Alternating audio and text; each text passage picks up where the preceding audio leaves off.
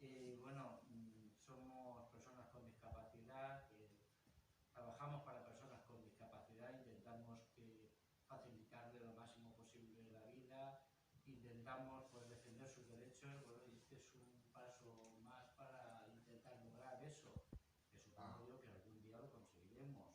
Tenemos mucho que hacer, mucho que resolver, muchas cosas que llevar a cabo, muchos proyectos, ante todo, pues bueno, la accesibilidad, lo que es la accesibilidad en general. Una de ellas son los TIC, las tecnologías de la comunicación. Estamos en ello. Lo que queremos es, pues bueno, facilitar la medida de lo posible. Yo tengo un problema que visiblemente no se ve, pero solamente puedo mover bien la parte derecha, la izquierda, pues bueno, por un ictus, pues la tengo medio paralizada, pero bueno, algo hacemos.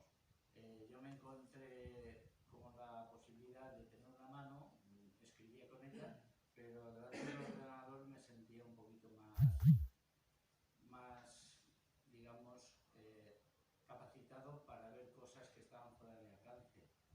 Y bueno, entre ellos, pues bueno, estamos aquí apoyando esta iniciativa porque creemos en ella. No te la vista. Me habéis pillado muy mal, así que... Y bueno, tampoco me traía nada preparado para decir, pero en fin, considero de que todo lo que hagamos con visión al futuro, de ahora que está tan de moda el intentar proteger al planeta, que está mal dicho, no protegemos al planeta, nos protegemos nosotros, porque el planeta, pase lo que pase, se va a quedar. Los que no vamos a estar somos nosotros. Pero en fin, dicen vamos a salvar al planeta, yo creo que vamos a salvarnos nosotros. Es una de los objetivos de desarrollo sostenible que desde la discapacidad defendemos. Pero en fin, aquí estamos apoyando a INSUIC, perdón.